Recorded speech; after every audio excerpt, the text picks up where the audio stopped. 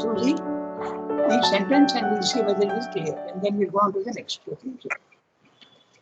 So, this then is the origin, this the nature, these the boundaries of the ignorance. Okay?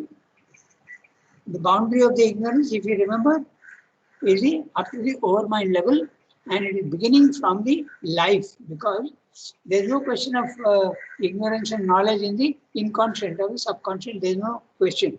There is just neutral thing. There is no question of knowledge there.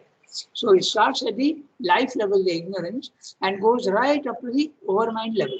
Okay? The overmind is a 90% of knowledge, but still there is a lingering. That difference is there, no? Multiplicity.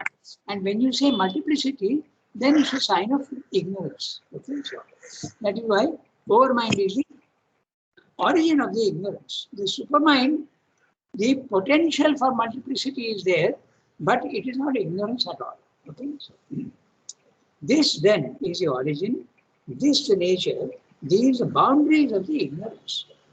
Its origin is a limitation of knowledge. Okay? The limitation of knowledge. Then we have again seen how the manifestation is a limitation. It's a diminution. Okay? It starts becoming less and less. So that's the origin. The origin is a limitation of knowledge. Its distinctive character, a separation of the being from its own integrality. The integrality is Sat, Chit, Shakti, Ananda are all one. And in the overmind, or even in the supermind, it starts, the consciousness separates itself from its own force and tells it to create forms. So that is it is dividing itself. Satchidananda is dividing itself into knowledge plus force.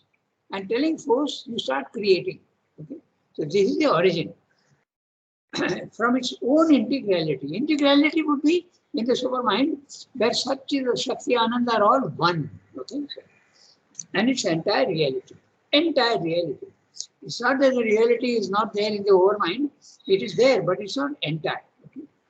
Its boundaries are determined by this separative development of the consciousness, for it shuts us to our true self and to the true self and whole nature of things, and obliges us to live in an apparent surface existence. Okay? So, a return or a progress to integrality, a disappearance of the limitation, a breaking down of separativeness, an overpassing of boundaries, a recovery of our essential and whole reality must be the sign and opposite character of the inner turn towards knowledge. Note the word inner turn. You are going into yourself, okay? Not into the outward world. If you go into the outward world, you are following the dictates of science, and you are going outward into the physical world to know more and more about it. But it's also possible to experience the divine presence in the outward. Okay? That's there. But here he's saying very clearly the inner turn. Okay? So if you normally at our level, if you go outwards, you see the multiplicity and you take that to be a reality. And that is ignorance, because you are taking the appearances for something which is real. Okay? Sorry, something which is false. Sorry. Okay?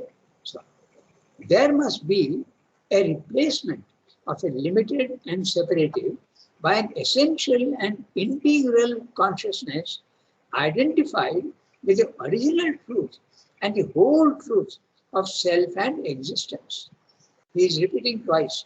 Original truth and the whole truth. Okay? So original could be also the original truth could be the Chit Ghana, the oneness.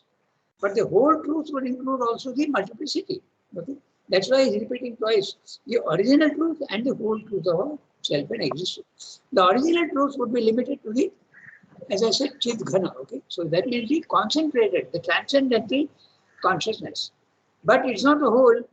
So the whole would include also the physical world, where the divine presence is there and you have to find out where it is. It is there, but it is hiding.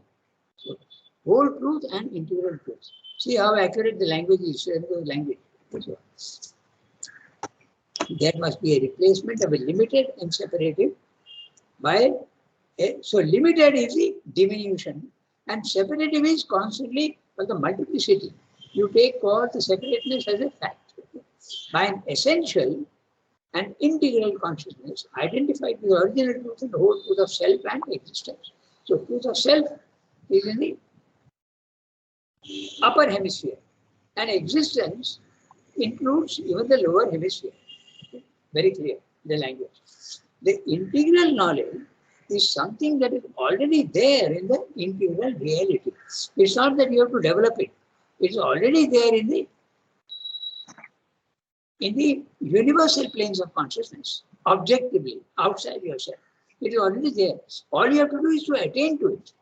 The individual has to climb the ladder of evolution in the evolution as well as the involution. There are the two ladders and you have to go up. And when you go up, you get the integral knowledge. It already exists there. Okay. So that's the thing. You have to reach it. Okay. It is not a new or still non-existent thing that has to be created. It's already there. So the difference is that when something is there and you have to attain it, it is something much easier than when you have to create and reach it. Okay. Obviously, creating is a more painful and more laborious work. So here Srivastava is stressing, and he stresses not only here but elsewhere also, that these things are already there, not only at the higher level, but even within you. It is there. You have to only discover it. You have to remove all the veils. That's what he says. The removal of the veils, and what are the veils? Your body, your vital, and your ego, and your mind. These are the veils. You have to unveil them. And when you remove these veils, you get the knowledge inside yourself. But that also is not the integral knowledge, because you are only experiencing the individual divine. But you have to go up, okay, vertically up. When you are going into yourself, you are going horizontally into yourself.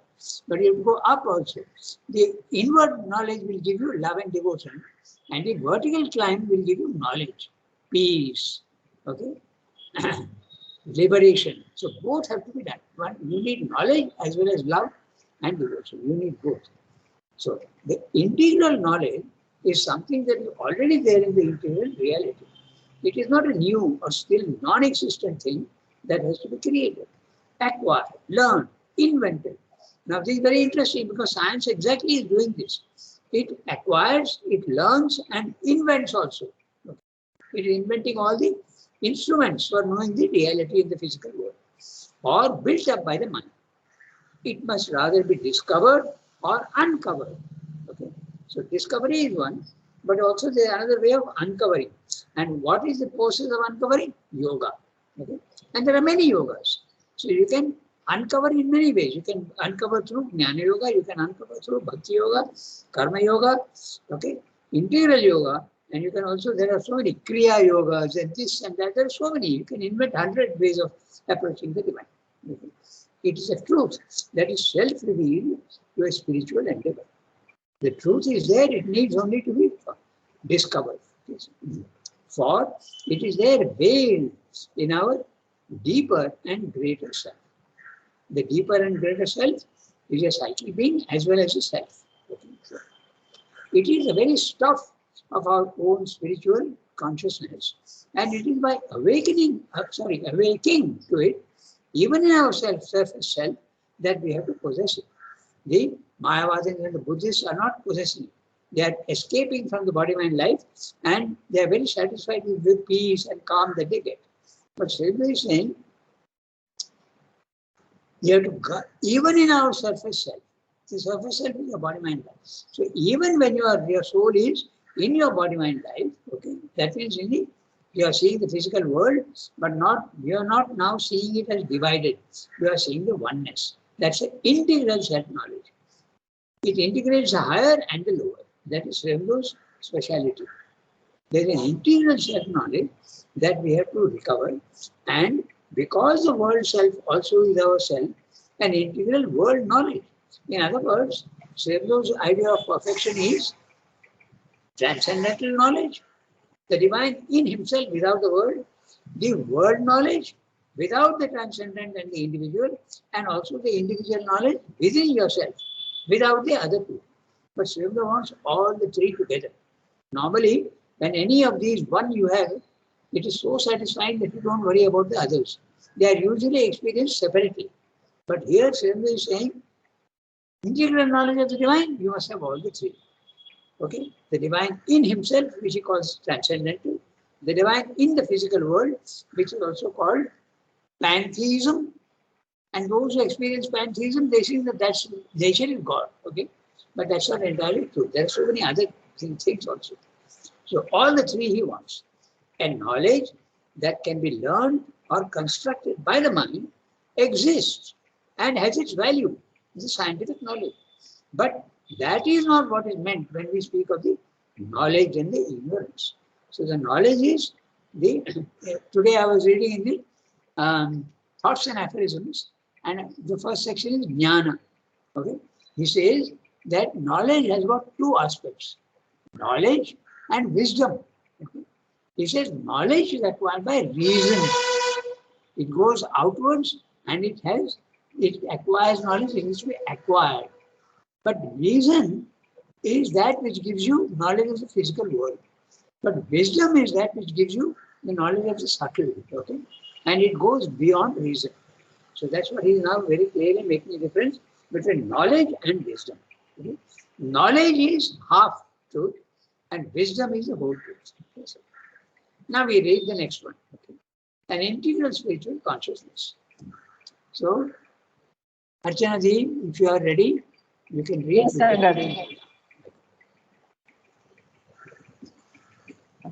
I hope others can hear me. An integral spiritual consciousness. Rangada, now you can hear me. Okay. Can you hear me? Why is that? It's so weak. I don't know. No, it's okay.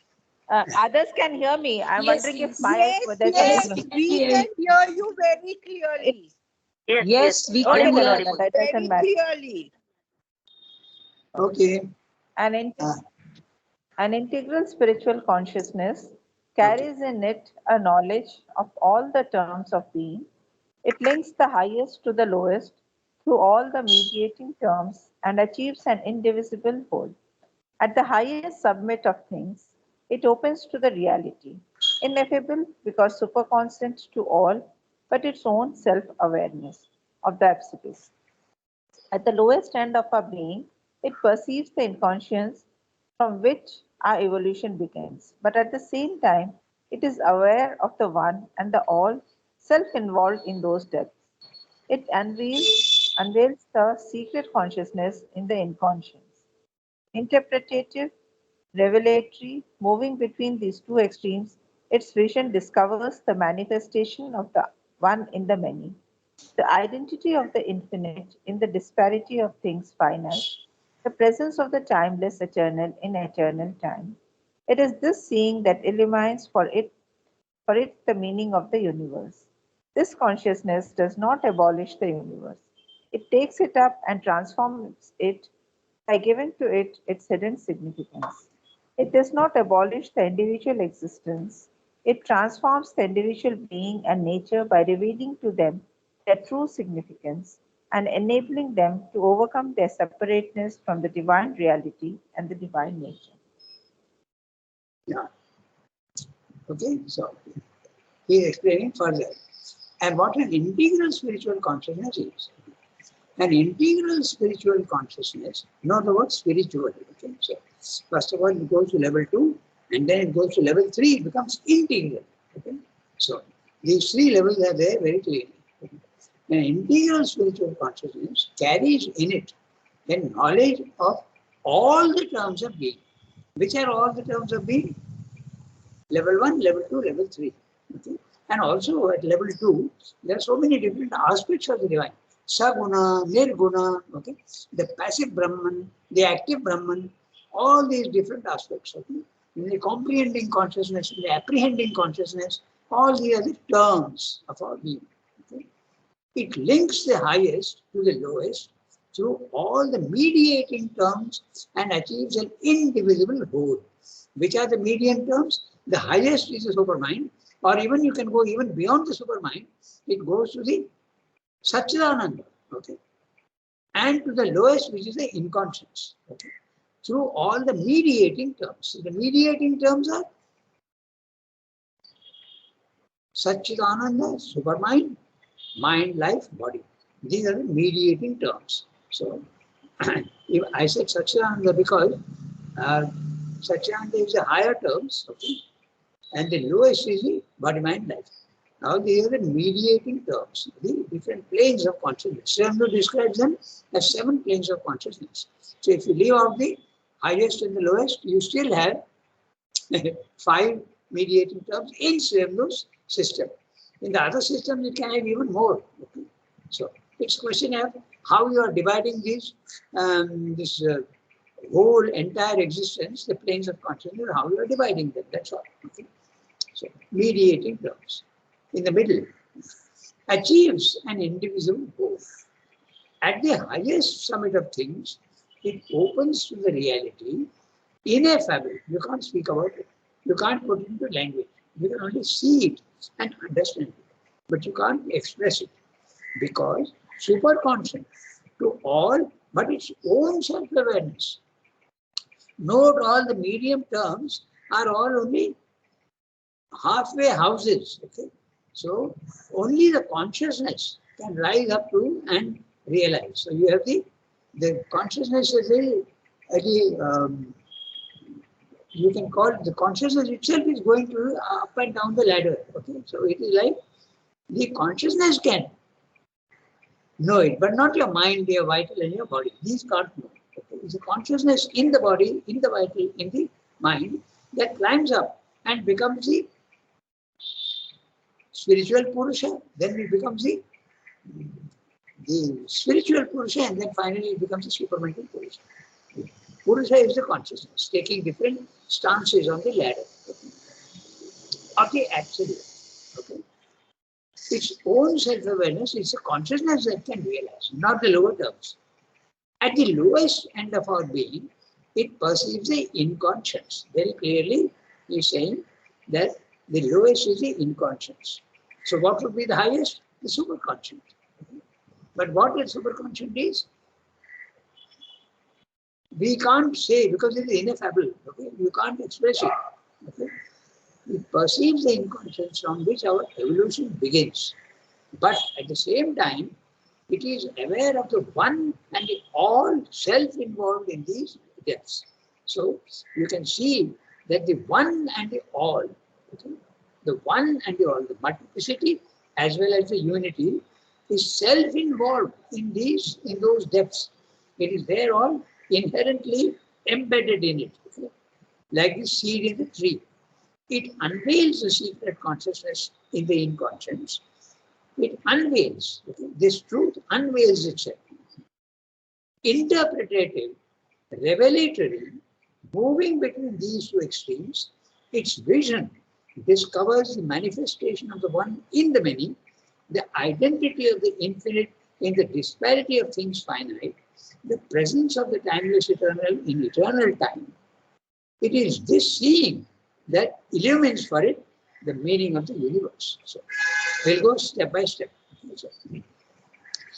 So this consciousness which is there, the integral spiritual consciousness, when you reach that, you perceive that the inconscience is the lowest, at which our evolution begins. Mother had the experience of the inconscience. If you remember, it was a New Year message. She says, at the bottom of the inconscience, she entered most stifling and narrow and stifling darkness, which is absolutely difficult to go into.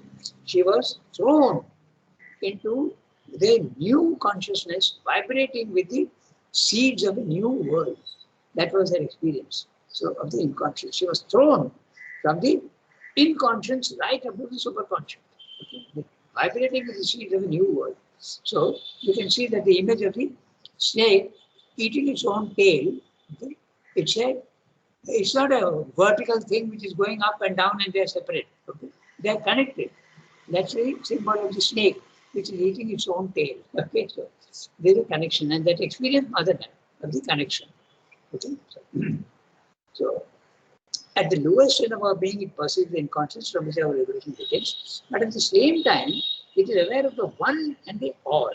So the one is at the transcendental and the all is at the universal. So level 3 and level 2 are also involved in these depths. In other words, the inconscience at level 1 contains in itself all the levels of level 2 and level 3. Everything is there in it, but as like a seed containing the tree. It unveils the secret consciousness in the inconscious. Then interpretative, revelated, moving between these two extremes, its vision discovers the manifestation of the one in the many. So, in the many, the many is not there in the inconscient, but the many starts in the life element. Okay, it starts. So you can see the one is there in the many. An example of this is, as I said, all species, for instance. Okay. The canine family or the any species you take, there's many and there's also a oneness. Okay. So both are there, you can see. But this is a mental seeing. You have to see it in spiritual. The identity of the infinite in the disparity of things finite. The identity, the oneness of the infinite in the disparity, the division, okay, the separation, the difference, disparity of things finite. All things finite, they seem to be independent, but that's only an appearance. They are not independent, they are all linked. Okay? The presence of the timeless eternal in eternal time. The presence of the timeless hemisphere, upper hemisphere. Eternal time, lower hemisphere.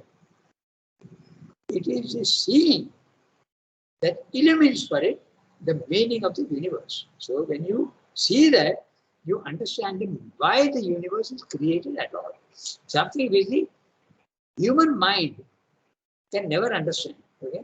Because it does not see the whole. So science is trying to uncover the mystery of the world, and they are uncovering more and more, but they will never come to know the purpose of the evolution. But if you are in a spiritual condition, then you understand the purpose of the evolution. Okay? What we are understanding is the mental knowledge. Okay, we understand what they is saying, but that's mental knowledge. You have to have it, spiritual knowledge. You have to experience it, actually see it. We are not seeing it. We are only understanding mentally.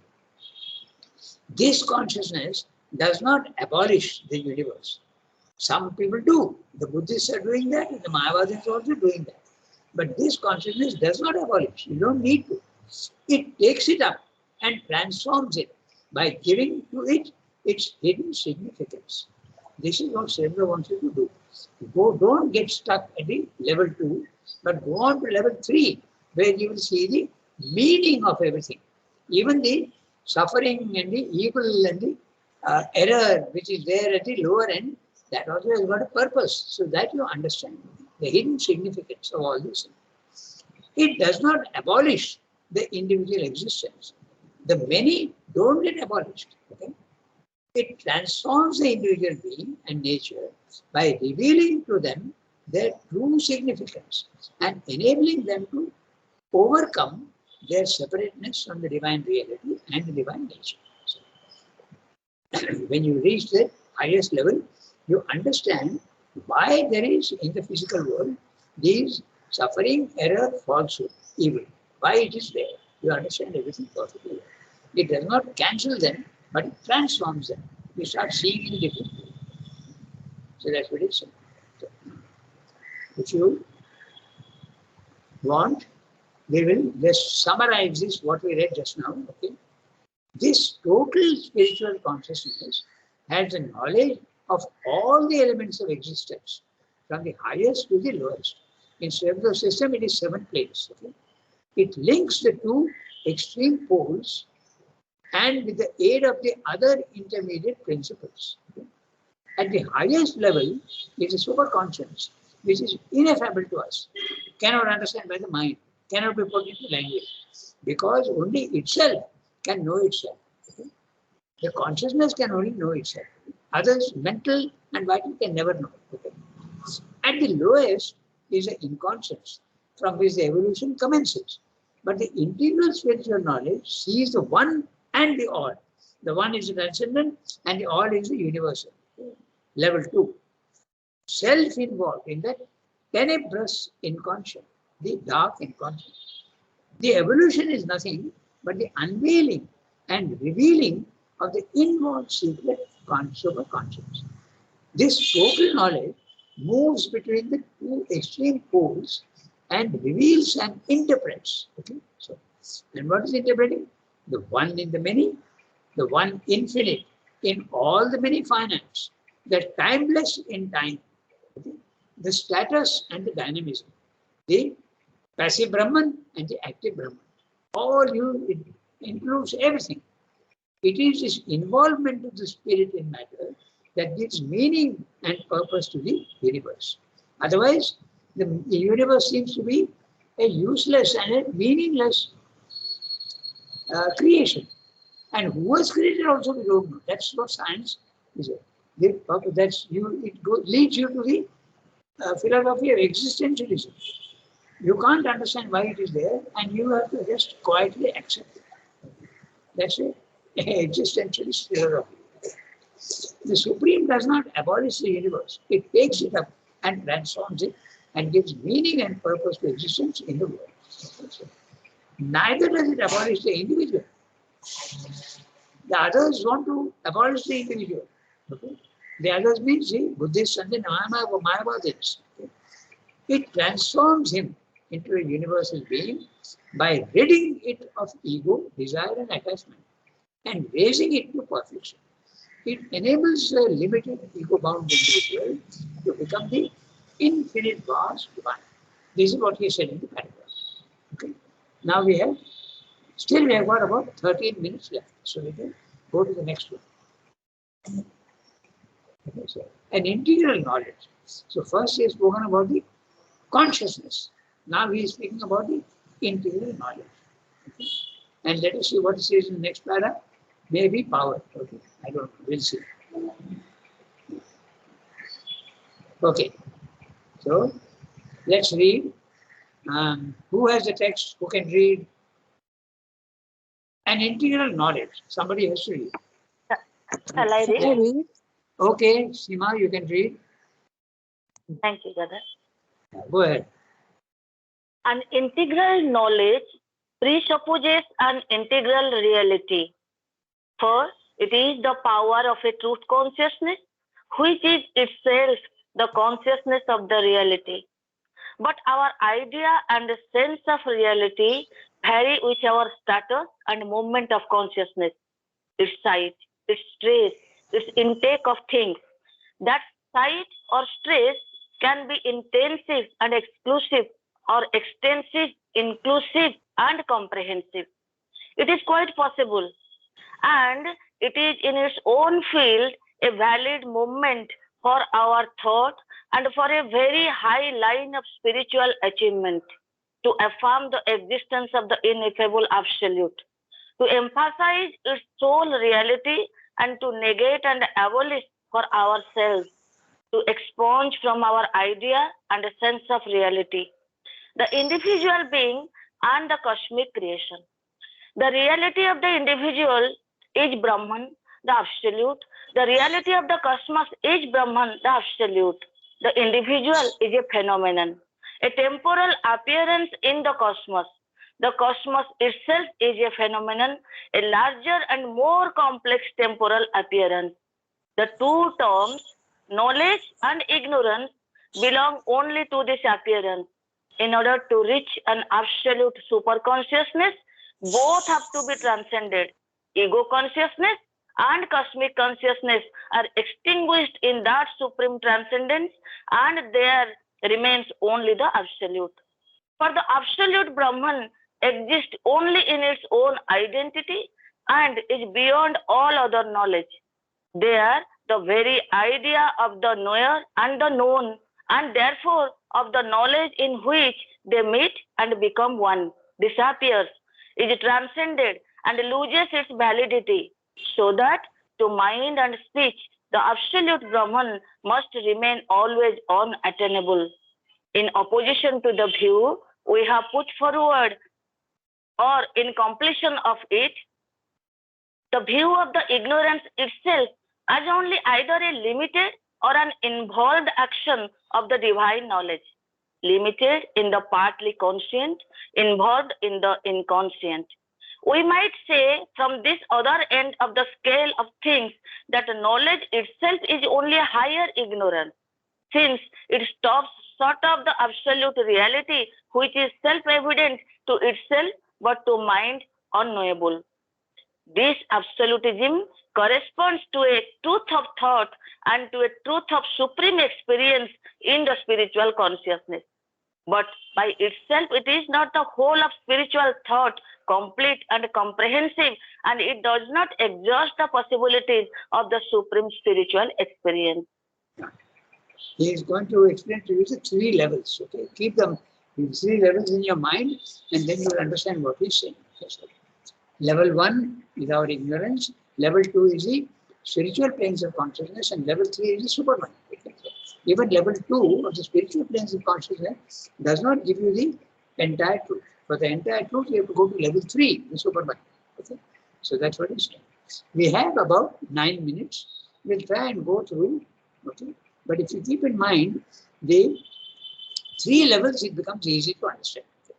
So, an integral knowledge, now he's talking about knowledge, okay, from consciousness, presupposes an integral reality.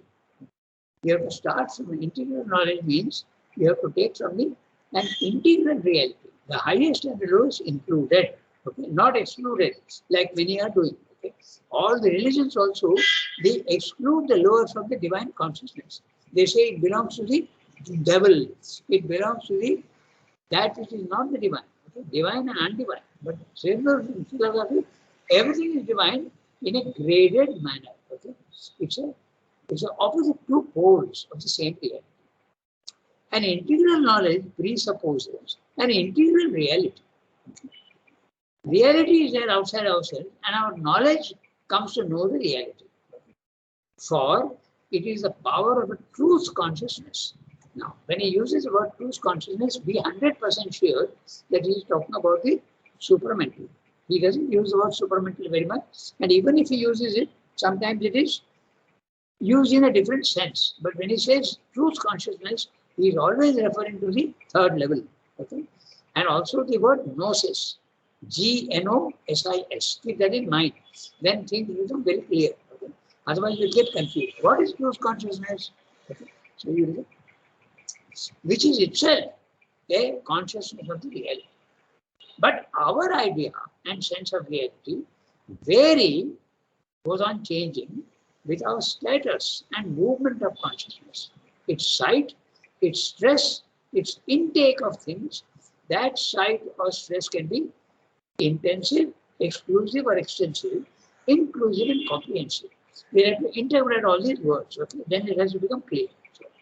But our idea and sense, like individual, okay? The individual, you, me, everybody else, when we are doing yoga, we climb up the ladder of evolution. But our idea and sense of reality goes on varying. What does it vary with? Where you are standing. You may be standing at the lowest level, or you may be standing in the middle level, or you may be standing at the highest level. With our status, the state of consciousness in which you are, and movement of consciousness. Your consciousness is now usually stuck at the vital level and the mental level. But if you are doing yoga, it can go to the spiritual level. Then you start seeing things in a different way. Okay? That's why it's sight. It depends on the sight and its stress. Okay? Even when you are in the spiritual consciousness, it can be a stress. You can be overstressing the Sat aspect, or you may be overstressing the Chit aspect, or you may be overstressing the Shakti aspect and the Ananda aspect. And your philosophy will change according to that. We'll come to that. I'll tell you. And intake of things, how you are receiving all these things into yourself. That side of stress can be intensive and exclusive, or extensive, inclusive, and comprehensive. We'll understand these words. What is meant by intensive? Intensive means it is going inwards. Okay? That means it is not going outwards. And that is the Chit Ghana. Okay? That's a oneness. So it can be a total oneness without recognition of the many. The world doesn't exist for you if you are in that intensive consciousness. It can be exclusive. Okay? It excludes. Intensive and exclusive is a chit ghana. Okay? The oneness of things. You can say the primary status of Superman. Or extensive. What does the word extensive mean? It is extending itself outwards. And which is that? It's a universe. When the divine consciousness extends itself, it is building the universe. So that's a cosmic consciousness. Okay? So now you see how these words have to be interpreted. Okay? Extensive, the cosmic. Inclusive and comprehensive. Inclusive and comprehensive, okay, is the apprehending consciousness, the comprehending consciousness. He is talking here of the cosmic consciousness. It includes everything into yourself, okay, and comprehensive. But this is what he said. Extensive would be correspond to you see yourself in everybody. Your consciousness is extending itself outwards, and you see everyone. You see yourself in everybody. That's the apprehending consciousness. Inclusive, everybody is included in you. And comprehensive, everything is included, not only some, but everything. That's the comprehending consciousness. He's talking about the cosmic consciousness, which has got two aspects. One is outward going and one is inward going. So these words are clear now, no? So exclusive, it is excluding. Okay? It excludes the others and only itself. Or extensive. Exclusive is the level 3. Extensive is level 2. Okay? Inclusive and comprehensive. At that level 2, it can be inclusive and comprehensive. Okay? It can include everybody in yourself, or it can also, you can see everybody is contained within you. Remember that sonnet of Sri Aurobindo? The whole world, okay? The largest stars in the universe are burning within me, he says. Okay? So that's it. And also I remind you of the symbol of Sri Krishna. Okay? As a child, he is eating mud. And Yashoda asks, what is he doing, this boy, little boy? So she goes to him and says, open your mouth. I want to see what you're eating. And she sees the whole universe in his mouth. That's a cosmic consciousness. Okay? So that is what Sri is saying here. Okay? Inclusive and comprehensive.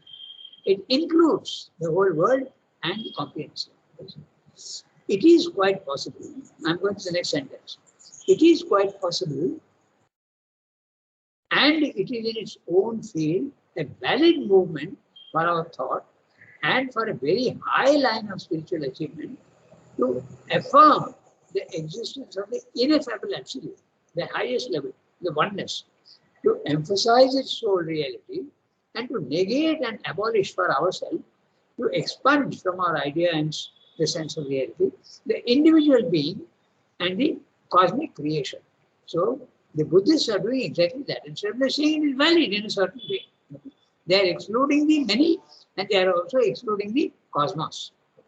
As not sufficiently, they are not the reality, they are only half realities. So Srimad is actually saying, he's saying, it is valid, Srimad is saying, he's saying, it is quite possible, okay, and it is in its own field a valid movement. So, in its own field, not the exclusive, but the Buddhists have a point. That's what Srimad is saying. For our thought and for a very high line of spiritual achievement, to affirm the existence of the ineffable absolute, to emphasize its sole reality. That's the only reality. The cosmos and the individual are not sole reality. They are apparent realities or no realities at all. And to negate and abolish for ourselves, to expunge. Expunge means to wipe out, okay? To expunge from our idea and sense of reality, the individual being and the cosmic creation. He is talking of the Mayavadins and the Buddhists. The reality of the individual is Brahman, the absolute.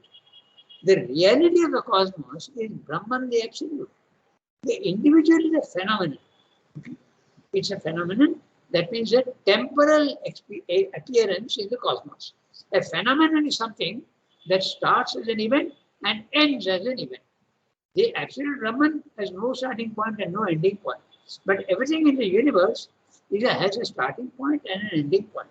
Even the most stable things, even the Himalayas, okay, they have a starting point and they have an ending point. They will disappear one day. It may be millions of years, but they will disappear. Everything in the universe is a phenomenon. Okay? A temporal appearance in the cosmos. There are so many things which are very, very quickly they disappear. Okay? And there are some which take a long time to disappear, but they will disappear in the physical world because they are phenomenal. Okay? The phenomenon. Starting point and ending point. Take a butterfly. It has got a lifespan of only 7 days. Take a cat. It has got a lifespan of 20 years maximum. A human being, 100 years normally, but there are some who live 150, 160. There are people who live even for 300 years if you are a yogi. Okay? Take a tree, a vast tree, Ashwatha tree if you want. Okay, it will live maybe 400, 500 years. Okay? But it will disappear one day. Then you go to the Himalayas, it may take 1,000,000 years to disappear. But all this is phenomenon. Okay? So that's what he's pointing out. A temporal appearance in the cosmos. The cosmos itself is a phenomenon. A larger and more complex temporal appearance. Yes. So he's saying that the individual things in the physical world are temporal, are phenomenal, but the cosmos itself also is a phenomenon, but larger, longer lasting. That's what he said. The two terms, knowledge and ignorance, belong only to this appearance. We are talking only of that. In order to reach an absolute super consciousness, both have to be transcended. He's still discussing the Buddhistic view. Okay? They say if you want the absolute consciousness, you have to get beyond the individual, level 1, and beyond the cosmos, level 2. You have to go beyond that. That's a Mayavada theory as well as a Buddhist theory. Okay?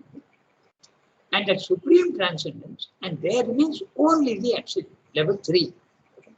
Even level 3, no, even beyond that. Okay? Because supermind includes everything. So the absolute goes even beyond. It's a complete nihil, a shunyam. For the absolute Brahman exists only in its own identity and is beyond all other knowledge. There, the very idea of the knower and the known, and therefore of the knowledge, in which they meet and become one, disappears. Because knowledge, knower and known belongs to the multiplicity. And the multiplicity is at level 1 and to a certain extent in level 2. But it disappears entirely in level 3. Is transcendent and loses its validity, so that to mind and speech, the absolute Brahman must remain always unattainable. Mind and speech are at the lower level, they can never know the absolute Brahman. But the consciousness can, okay, because the consciousness can go up the ladder. In opposition to the view we have put forward, or in completion of it, the view of the ignorance itself as only either a limited or an involved action of the divine knowledge, limited in the partly conscient, involved in the inconscient. We might say, from this other end of the scale of things, that knowledge itself is only a higher ignorance. This last bit we will discuss more in detail tomorrow. Okay? What does he mean by this? He is referring to the Isha Upanishad. Okay? So, where the Isha Upanishad says that if you are seeing the multiplicity and thinking it is real at level 1, you are in ignorance. Okay? Very clearly, Isha Upanishad says that. But when you are seeing the oneness in level 2, that also is a sort of ignorance. Okay, that's exactly what Swami is pointing out here. So, that also is a sort of ignorance. So, and if you stick to that and say that that's the only truth, the Isha Upanishad goes on to say that it's an even greater darkness. If you see only the darkness and think it is real, like we do, it is an ignorance. But if you think that the light is the only truth, then it's a greater ignorance. That's what the Isha Upanishad says.